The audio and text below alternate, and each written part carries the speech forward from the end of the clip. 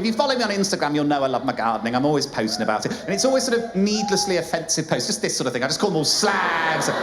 Big-titted slags.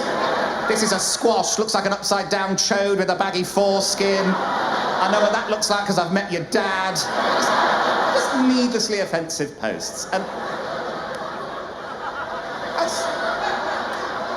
as a result of these posts, I was asked to do an interview with Gardener's World magazine. The most gentle Middle England publication you could ever hope to find. And I did this lovely interview with them. And they said afterwards, they said, oh, we need a high-resolution picture of you in the garden for the magazine. And I said, well, I don't have one. And they said, can you get one? I was like, it's locked down, I live on my own. But I got this camera and I set it up on a little timer and I got this picture, which I think is quite sweet, really. It's quite, I know, bless, I know it's lovely. And they said, oh, it's lovely. Who took the photo? For a laugh, I said it was Lisa Scott-Lee from Steps. I don't know why I chose Lisa Scott-Lee. I'm sat on some steps, maybe it was subconscious, I don't know. Magazine comes out, they printed her in the magazine. She lives in Dubai.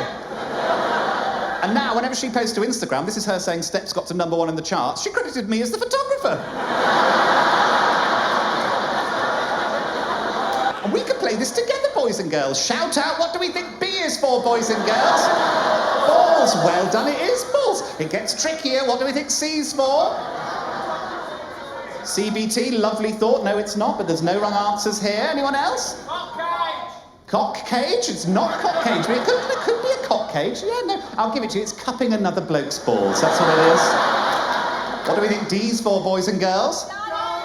Dark room. There's some queers in. There we go. Some of you might need to Google that is later. Some confused straight people looking at me there. What's a dark room? Just go to it. There's a place called Bolts that I'd recommend. Anyway, E's quite tricky. What do you think E's for, boys and girls? No, that's a nice thought though, Ellen. A nice thought. Lovely. Emo. Easy access. It is easy access. Well done. Well done. Very good. Said so confidently. Dad, is that you?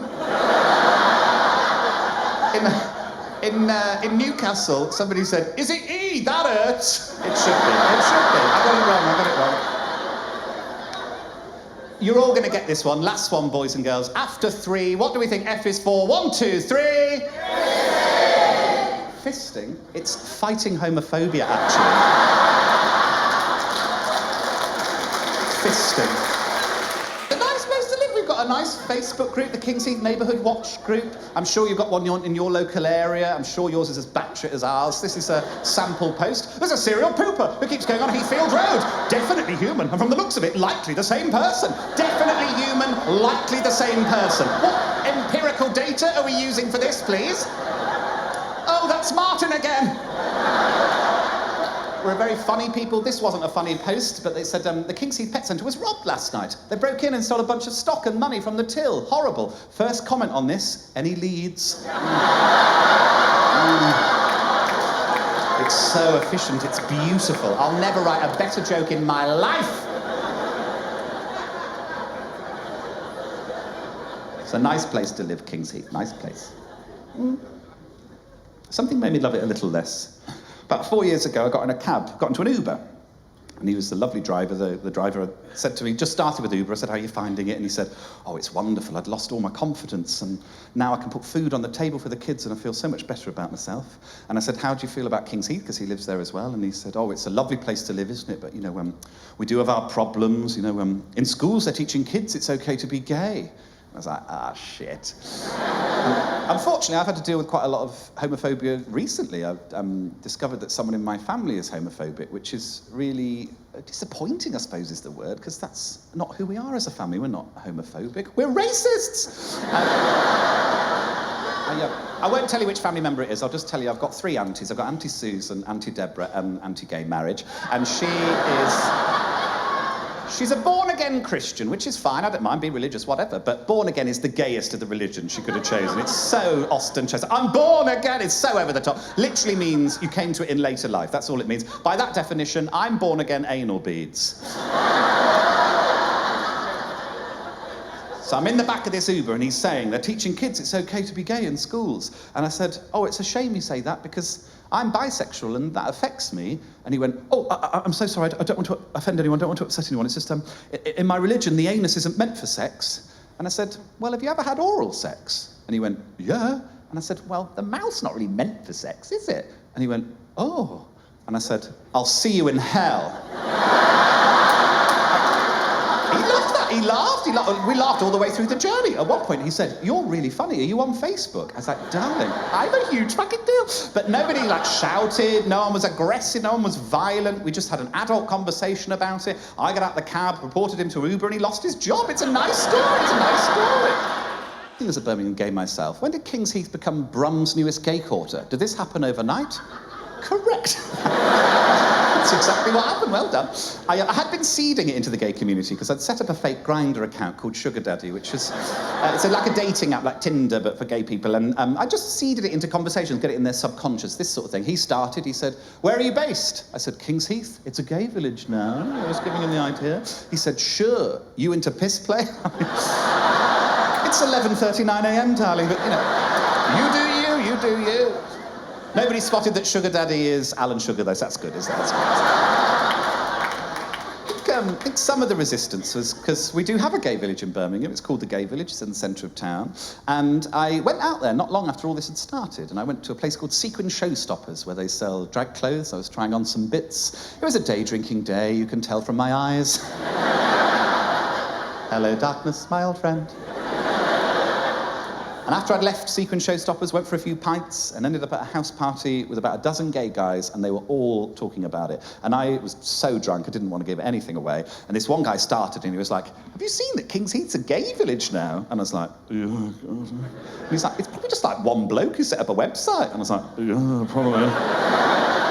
And a limited company and a bank account, actually. It was quite complicated, actually. It was quite involved, actually.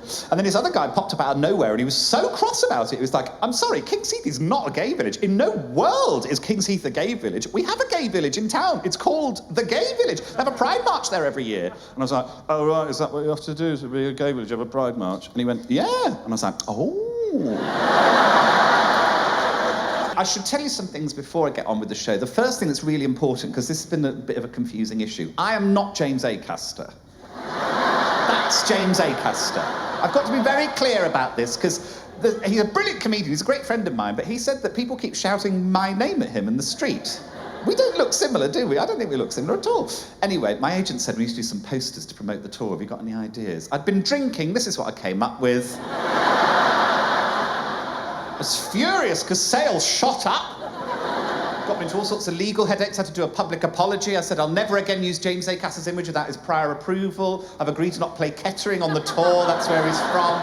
And I said, within the apology post, I will publish the correct tour poster, which is attached, and then I attached the correct one. So it's I'm being silly, that's Claire Boulding, another lesbian, don't worry, it's absolutely fine. That was the correct tour post, that's the correct one. Well, actually, technically, that's the correct one, but... Yes, lockdown got in the way of doing stand-up. I was meant to do this tour a lot sooner. And I had my jab. This is me having my jab. And the nurse said, oh, do take a photo and put it on Instagram. We're trying to promote the vaccine. She hadn't considered I might put a caption with it. I just wanted a Tuesday afternoon strippogram, and now I'm hooked on meth. And then underneath, this post was sponsored by Microsoft, ShoeZone and Screwfix. All the anti-vaxxers are out in force. Someone called me a foot soldier of tyranny. I love that.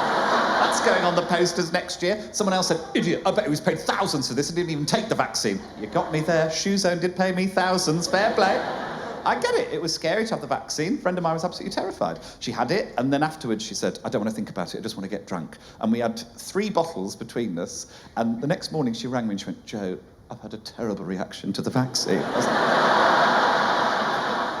like, it might be the gavi-de-gavi, darling. I said, what are your symptoms? She went, oh, I've got a terrible headache. And weirdly, a brand new tattoo. That's the vaccine. I've got this neighbour who's very handsome. He lives a few doors down from me. He's called George, and I never know what he's up to. He's always doing weird stuff, because he rang me the once and he said, have you got a flat-headed screwdriver? And I looked and I said, I haven't got one, sorry. And he went, never mind, any hummus? What evening are you having? I don't know what you're doing.